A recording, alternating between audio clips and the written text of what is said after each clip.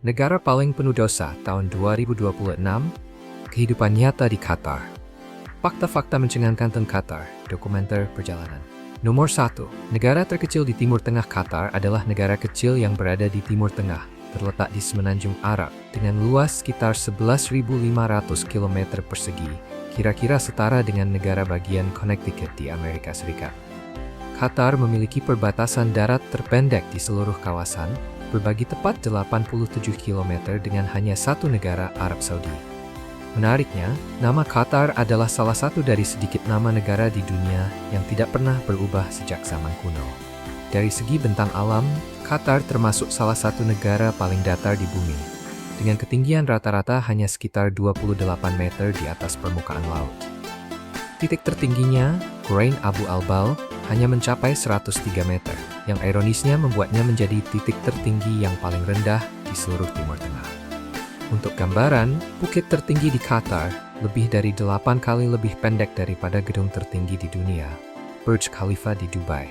Qatar juga menjadi satu-satunya negara di Timur Tengah yang tidak memiliki hutan alami, karena seluruh wilayahnya adalah gurun dengan bukit-bukit pasir. Karena berada di wilayah gurun, iklim di sini sangat panas dan kering. Musim panas berlangsung dari bulan Mei hingga Oktober, dengan suhu mencapai hingga 45 derajat Celcius, sementara musim dingin, dari bulan November hingga April, terasa lebih nyaman, dengan rata-rata sekitar 25 derajat Celcius. Rata-rata hanya ada sekitar 7 hingga 8 hari hujan per tahun, dan kelembapannya tetap rendah secara konsisten, membuat Qatar nyaris selalu kering sepanjang tahun. Per tahun 2025, Qatar memiliki sekitar 3,1 juta penduduk. Namun, warga negara Qatar justru merupakan kelompok minoritas, hanya sekitar 12% dari total populasi. Sisanya adalah pekerja migran dari berbagai negara. Yang menarik, mayoritas pekerja migran ini adalah laki-laki, sehingga terjadi ketimpangan gender yang cukup parah, dengan perempuan hanya sekitar 25% dari populasi. Hal menarik lainnya ada pada bendera nasionalnya. Pada awalnya, bendera Qatar berwarna merah, mirip dengan negara tetangganya, Bahrain.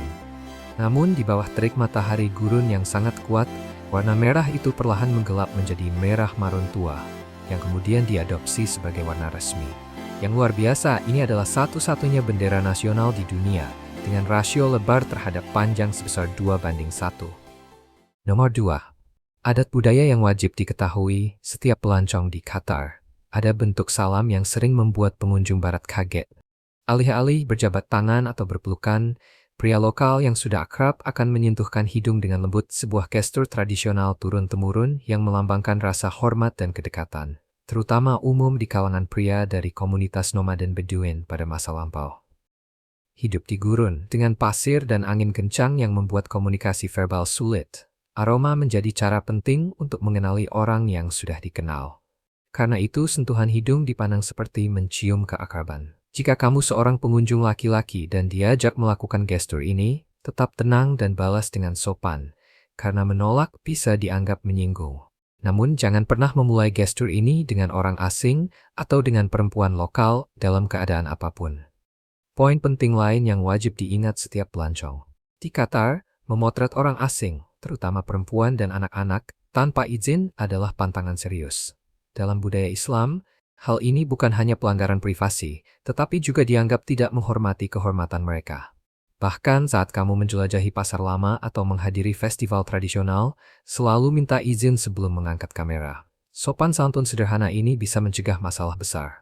Saat makan tradisional di Qatar, kamu akan melihat etika yang cukup ketat. Semua makanan harus halal, sesuai hukum Islam. Jadi daging babi dan minuman beralkohol tidak pernah disajikan. Ketika makan, orang selalu menyantap atau memberikan makanan dengan tangan kanan. Tangan kiri dianggap tidak bersih karena berkaitan dengan kebersihan pribadi. Selain itu, tidak ada yang boleh mulai makan sebelum tuan rumah mempersilahkan. Memulai lebih dulu dianggap tidak sopan. Jika kamu diundang makan, perhatikan bagaimana tuan rumah menggunakan tangannya, dan tunggu sampai ada ajakan sebelum mulai menyantap makanan. Selain itu, ada catatan yang sangat penting tentang kaki. Dalam budaya Qatar, kaki dianggap bagian tubuh yang paling rendah dan paling tidak bersih. Saat kamu duduk bersila dan telapak sepatu menghadap orang lain, terutama dalam pertemuan atau suasana formal, tindakanmu, meski tidak disengaja, bisa dicetaskan penghinaan dan provokasi. Nomor 3.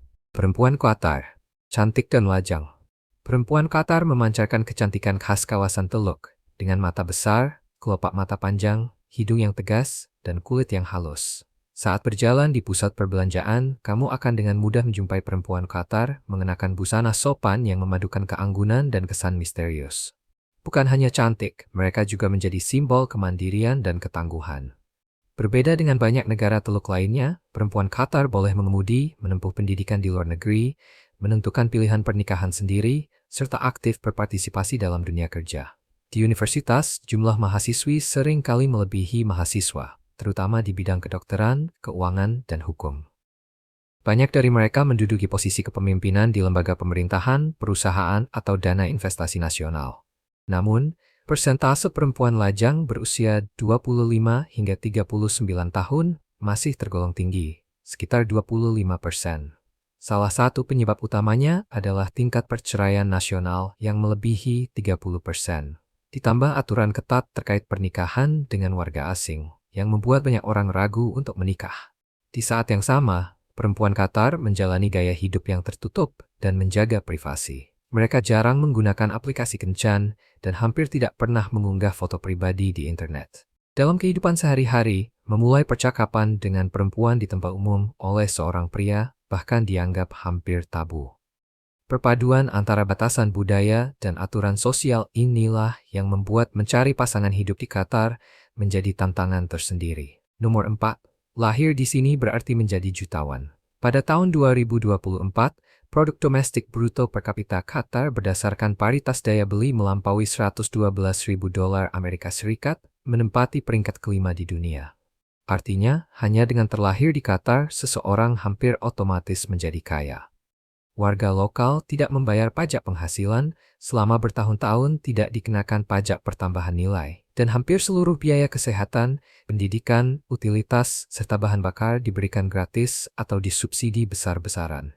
Bahkan lebih dari sekadar gratis, warga negara Qatar pada dasarnya dibayar oleh negara untuk hidup. Saat menikah, mereka bisa menerima tanah, rumah negara, atau bantuan keuangan. Ketika memiliki anak, mereka memperoleh tunjangan tambahan untuk pengasuhan. Dalam banyak kasus, warga negara bahkan menerima tunjangan bulanan, ibarat menarik dividen dari anggaran nasional, yang cukup untuk menjalani kehidupan nyaman tanpa harus bekerja penuh waktu. Sistem kesejahteraan yang sangat dermawan ini ada karena Qatar hanya memiliki sekitar 300.000 warga negara asli. Namun didukung kekayaan besar dari minyak, gas alam, dan dana kedaulatan seperti Otoritas Investasi Qatar. Pemerintah menggunakan pendapatan ini untuk membagikan manfaat secara langsung kepada rakyatnya dan mempertahankan salah satu sistem sosial paling murah hati di dunia. Bahkan, banyak keluarga yang berjasa secara khusus memperoleh kepemilikan tidak langsung di perusahaan besar seperti Qatar Airways atau bank milik negara. Hal ini memberi mereka sumber kekayaan yang stabil dan jangka panjang tanpa perlu kerja berat. Namun, semua hak istimewa ini hanya berlaku bagi warga negara asli. Hampir 90% penduduk yang tinggal di Qatar adalah pekerja migran yang tidak menerima tunjangan kesejahteraan, tidak memiliki izin tinggal permanen, dan harus menanggung seluruh biaya hidup mereka sendiri. Nomor 5. Qatar pernah sangat miskin. Qatar pernah menjadi wilayah yang nyaris terlupakan di peta Arab. Sebagian besar berupa gurun kering dengan populasi kecil yang hidup dari perikanan, penyelaman mutiara, dan perdagangan skala kecil di sepanjang Teluk Persia. Selama berabad-abad, semenanjung Qatar berada di bawah pengaruh kekaisaran besar seperti Kekaisaran Persia, Kesultanan Utsmaniyah, dan kemudian Kekaisaran Britania. Meski demikian, Qatar selalu mempertahankan tingkat otonomi tertentu, berkat letak geografisnya yang terpencil dan perannya yang terbatas dalam strategi regional pada masa itu. Kondisi inilah yang membantu Qatar terhindar dari perang besar dan menjaga stabilitas jangka panjang. Titik balik terjadi pada pertengahan abad ke-20, ketika cadangan minyak dan gas alam yang sangat besar ditemukan di bawah tanah. Dari negara miskin yang bergantung pada mutiara, Qatar dengan cepat bertransformasi menjadi salah satu negara terkaya di dunia berdasarkan produk domestik bruto per kapita. Kemerdekaan penuh dari Inggris pada tahun 1971 menandai momen ketika Qatar secara resmi tampil di panggung politik regional sebagai negara berdaulat.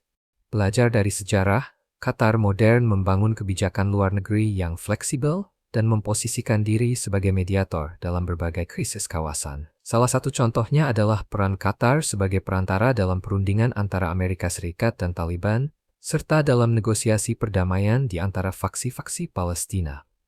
Pada tahun 2022, Qatar mencetak sejarah sebagai negara Arab pertama yang menjadi tuan rumah Piala Dunia FIFA. Acara olahraga terbesar di planet ini yang menunjukkan tingkat kepercayaan global terhadap negara kecil namun berpengaruh ini. Nomor 6. Tempat-tempat misterius di Qatar. Bahkan sebagai salah satu negara terkaya di Timur Tengah, dipenuhi gedung pencakar langit yang menjulang, pulau-pulau buatan, dan pusat perbelanjaan mewah, Qatar tetap menyimpan tempat-tempat misterius yang sulit dijelaskan. Yang pertama adalah Pulau Salwa, dekat perbatasan barat daya Qatar. Pada dasarnya, ini hanyalah hamparan tanah gersang tanpa penduduk dan tanpa bangunan yang jelas. Namun pada malam hari, banyak pelaut yang melintas di dekatnya melaporkan melihat cahaya berkelip yang muncul dari dalam pulau, mirip sorotan senter atau jendela rumah. Beberapa anak muda petualang yang nekat menginjakkan kaki di sana mengaku menemukan jejak kaki manusia yang jelas di pasir, padahal tidak ada siapapun di sekitar. Yang menarik, saat menggunakan drone atau kamera udara, sinyalnya selalu terganggu, sehingga mustahil mengambil gambar bagian tengah pulau. Ada yang berspekulasi itu mungkin zona militer rahasia, tetapi pihak berwenang tidak membenarkan maupun membantah apapun. Warga lokal hanya berkata bahwa Salwa bukan tempat untuk orang luar, dan menyarankan agar menjauh kecuali benar-benar terpaksa. Sekitar 1 jam berkendara ke utara, ada Al-Khor, sebuah wilayah yang dikaitkan dengan fenomena aneh lain yang oleh warga setempat disebut bulan bumi. Pada malam bulan purnama, saksi mata melaporkan melihat bola cahaya berpendar dari bawah tanah, bersinar persis seperti bulan, seolah-olah bulan yang asli memantul dari bawah. Yang membuat orang tercengang, tanah di sana benar-benar kering tanpa air atau benda pemantul apapun. Terkadang, bola cahaya itu bahkan bergerak pelan ke arah yang sulit diprediksi. Pernah ada kelompok riset independen yang meneliti lokasi ini dan menemukan anomali magnetik ringan di area tersebut. Beberapa teori menyebut efek itu mungkin disebabkan lapisan udara panas atau cahaya bulan yang memantul pada debu halus, tetapi tidak ada yang berhasil mereplikasinya di laboratorium. Warga setempat bagaimanapun percaya bahwa jika seseorang melangkah ke dalam berkas cahaya itu dan memanjatkan harapan dengan tulus, harapannya akan terkabul. Nomor 7. Kehidupan malam di Qatar. Pada malam hari, Qatar menampilkan sisi yang benar-benar berbeda. Jika siang hari mencerminkan gambaran negara kaya yang ramai, berkilau di bawah sinar matahari gurun, maka malam hari menjadi waktu untuk bersantai, menikmati suasana, dan mempererat kebersamaan.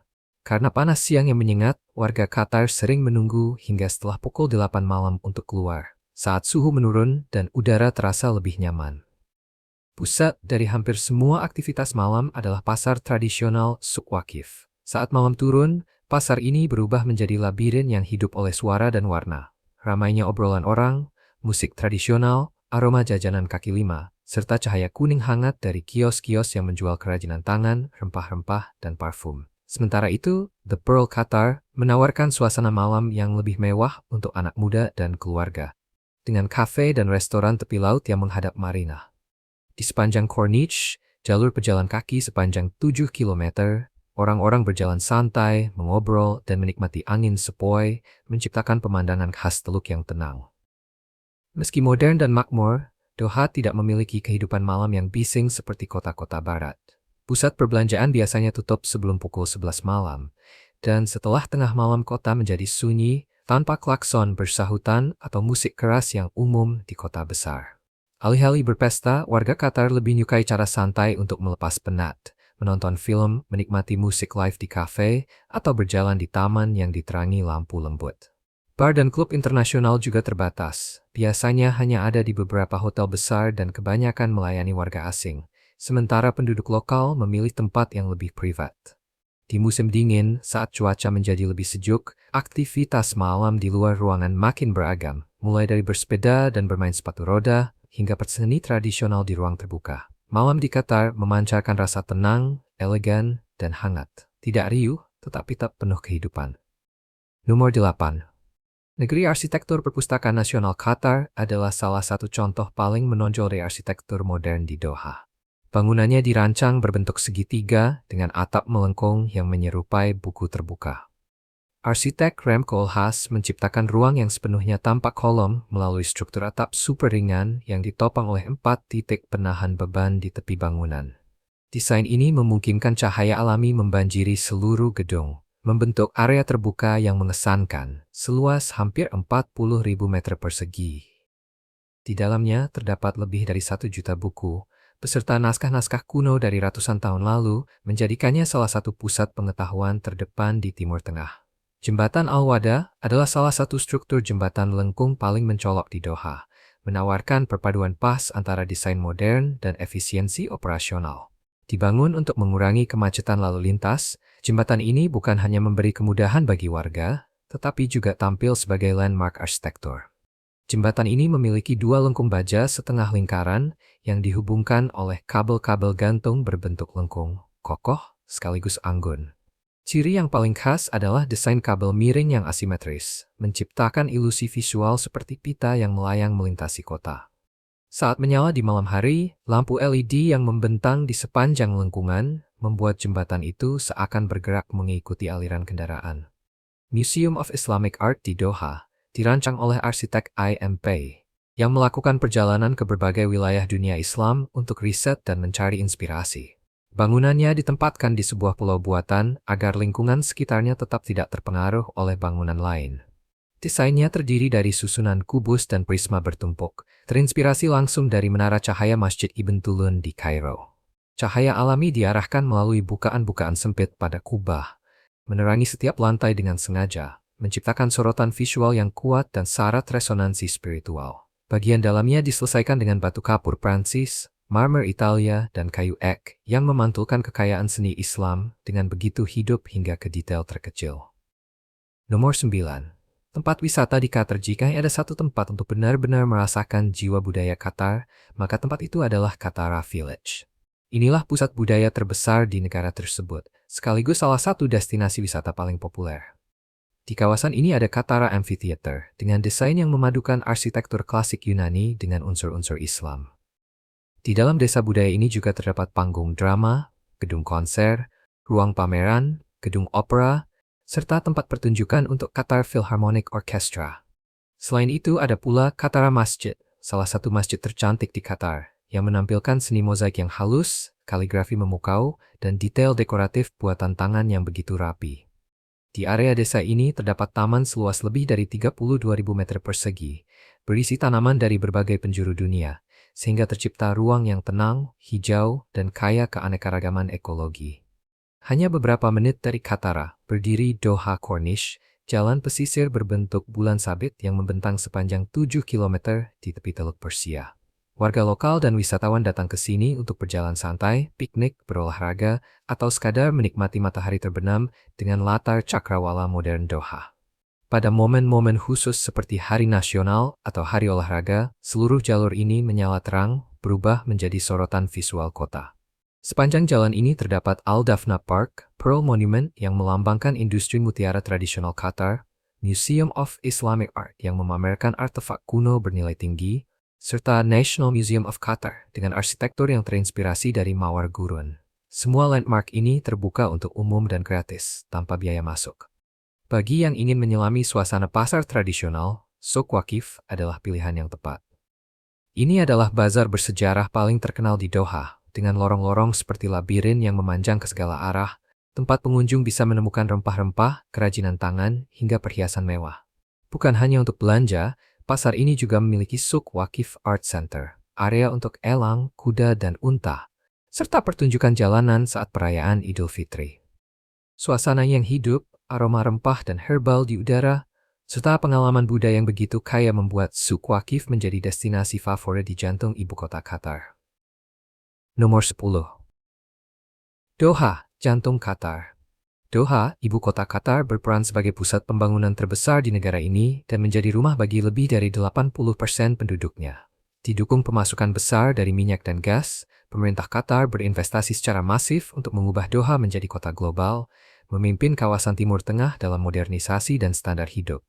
Kota ini didirikan pada tahun 1820 dan menjadi ibu kota resmi pada tahun 1971. Sejak itu, gelombang pembangunan yang belum pernah terjadi sebelumnya mengubah wajah kota. Seluruh kawasan permukiman lama dibongkar untuk memberi ruang bagi metropolis modern. Pemerintah mengundang arsitek-arsitek kelas dunia untuk merancang kota, menuntut inovasi, kreativitas, serta keselarasan dengan visi membangun ibu kota yang tidak menyerupai apapun yang pernah terlihat di peta dunia. Doha nyaris terlahir kembali dari lahan yang gersang, tanpa pegunungan, tanpa sungai, tanpa kehijauan, dan minim keanekaragaman hayati, namun tetap mampu bertransformasi menjadi kota teladan. Hanya dalam 3 dekade, Doha menjelma sebagai pusat urban global, dipenuhi proyek-proyek berskala besar, gedung pencakar langit, serta kompleks komersial dan finansial berteknologi paling mutakhir. Pada bulan Mei tahun 2015, Doha diakui sebagai salah satu dari 7 keajaiban urban baru dunia. Salah satu sorotan pembangunan Doha adalah pulau buatan, The Pearl Qatar. Terletak di lepas West Bay Lagoon, pulau ini membentang hampir 14 km persegi, terhubung ke daratan melalui jembatan, serta menaungi villa, apartemen mewah, hotel bintang 5, pusat perbelanjaan, dan resort kelas atas. Proyek ini dimulai pada tahun 2004 dengan perkiraan anggaran 2,5 miliar dolar Amerika Serikat. Namun, biaya akhirnya saat selesai mencapai hampir 15 miliar dolar Amerika Serikat. The Pearl bukan hanya hunian impian bagi kalangan super kaya Qatar, tetapi juga menarik elit dunia, para pengusaha, politikus, dan selebritas internasional untuk tinggal dan berinvestasi pada simbol modern Doha yang berkilau ini. Nomor 11. Salah satu negara paling stabil secara politik di dunia, Qatar menjadi contoh utama monarki absolut modern, di mana seluruh kekuasaan politik terpusat di tangan emir, yang berperan sebagai kepala negara sekaligus panglima tertinggi angkatan bersenjata. Negara ini juga memiliki Dewan Syura, sebuah badan konsultatif beranggotakan 45 orang, 30 dipilih melalui pemungutan suara publik dan 15 ditunjuk oleh emir. Walaupun kewenangannya terbatas, pemilu pertama pada tahun 2021 dipandang sebagai tonggak penting dalam proses demokratisasi yang terkontrol di negara Teluk. Meski tampak otoriter karena emir memegang seluruh kekuasaan, Qatar sebenarnya termasuk salah satu negara paling stabil secara politik di Timur Tengah, didukung dari dalam negeri dan hampir sepenuhnya bebas dari konflik domestik besar. Karena pemerintah membiayai hampir seluruh layanan kesehatan, pendidikan, perumahan, dan utilitas, warga jarang menentang kebijakan negara.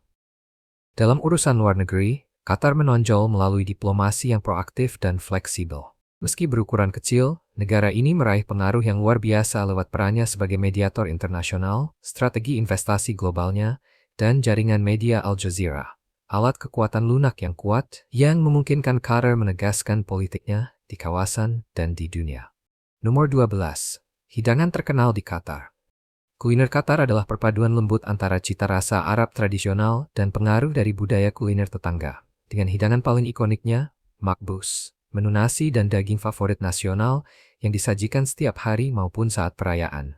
Bahan utamanya adalah nasi basmati yang dimasak bersama ayam, daging sapi, daging domba, ikan, atau bahkan daging unta. Semuanya dimarinasi kaya rasa dengan kunyit, cengkeh, kapulaga, dan kayu manis. Saat disajikan, orang Qatar sering meneteskan air lemon atau air mawar untuk memperkuat aroma, dan kadang menambahkan saus salsa pedas untuk rasa ekstra. Meski sederhana, hidangan ini menjadi simbol sejati budaya kuliner setempat. Hidangan tradisional lainnya adalah threed, yang sering disebut lasagna ala Arab. Menu ini berisi daging yang dimasak perlahan bersama sayuran seperti wortel, bawang bombay, dan kentang. Lalu direbus dalam saus tomat dengan rempah khas kawasan Teluk. Saat disajikan, selembar roti tipis diletakkan di dasar mangkuk agar menyerap kuah yang kaya rasa. Saat dimakan, roti yang lembut menyatu dengan sayuran dan daging, menghasilkan hidangan yang mengenyangkan dan terasa sangat tradisional. Sementara itu, balalit adalah menu sarapan khas dengan pengaruh India yang jelas. Dibuat dari bihun yang digoreng hingga renyah, lalu dicampur dengan saffron, gula, telur, dan beragam rempah. Perpaduan rasa manis dan gurih, ditambah tekstur yang lembut sekaligus garing, membuat balalit begitu unik. Biasanya dinikmati pada pagi hari atau sebagai pencuci mulut ringan setelah makan. Falafel juga merupakan hidangan terkenal. Tidak hanya di Qatar, tetapi di seluruh Timur Tengah. Di Qatar rasanya tetap otentik. Kacang Arab atau kacang fafa digiling dan dicampur dengan ketumbar, bawang putih, serta rempah-rempah, dibentuk menjadi bola-bola shi, lalu digoreng. Falafel biasanya disajikan dalam roti pita atau roti pipih, dipadukan dengan sayuran segar dan saus tahini. Favorit vegetarian ini sangat disukai pengunjung karena rasanya yang nikmat dan gizinya yang tinggi. Nomor 13. Festival menarik di Qatar. Di Qatar, salah satu acara budaya yang paling unik dan mengejutkan adalah balap unta di sirkuit Al-Shahaniyah. Ini bukan sekadar olahraga, melainkan simbol perpaduan tradisi nomaden kuno dengan teknologi modern. Setiap unta dilatih layaknya atlet profesional, namun yang paling membuat pengunjung takjub adalah penggunaan robot sebagai joki, menggantikan manusia. Robot kecil ini dipasang di punggung unta dan dikendalikan dari jarak jauh, sehingga menjaga keselamatan sekaligus menciptakan tontonan yang terasa aneh, namun sangat memikat. Saat musim dingin tiba, suasana di Asper Zone dan Souk Waqif menjadi lebih hidup dari biasanya, dengan festival musim dingin yang berlangsung selama berminggu-minggu.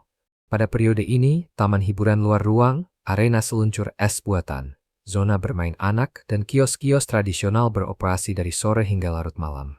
Meski bertepatan dengan musim Natal, semua dekorasi tetap memancarkan nuansa Islami.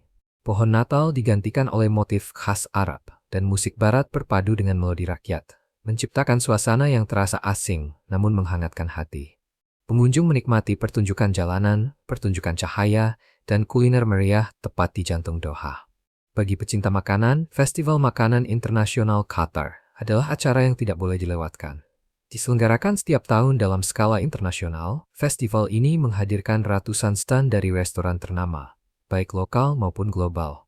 Selain mencicipi hidangan istimewa dari berbagai penjuru dunia, para tamu bisa menonton demo memasak langsung, kompetisi koki junior, bahkan menikmati jamuan makan di kabin pesawat yang disimulasikan.